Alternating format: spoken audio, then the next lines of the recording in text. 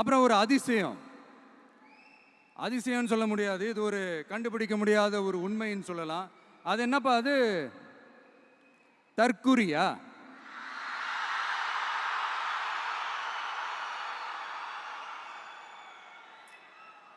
நம்ம டிவிகேக்கு சப்போர்ட் பண்ற கோடிக்கணக்கான லட்சக்கணக்கான மக்கள், நம்மளுடைய நண்பா நண்பிகள், நம்மளுடைய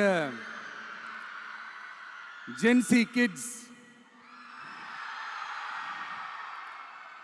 எல்லாரையும் தற்குறிகள்னு சொல்லி வாங்கி கட்டிக்கிட்டு இப்போ அவங்களாம் தற்குறியெல்லாம் கிடையாது, அப்படியெல்லாம் அவங்கள கூப்பிடாதீங்க, அவங்க சங்கிகள்லாம் கிடையாது, அப்படியெல்லாம் அவங்கள கூப்பிடாதீங்கன்னு சொல்லி ஒரு குரல்.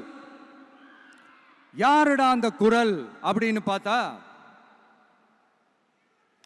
இப்போ ரீசெண்டா அறிவு திருவிழான்னு ஒன்று நடத்தினாங்கல்ல, சாரி அவதூறு திருவிழா.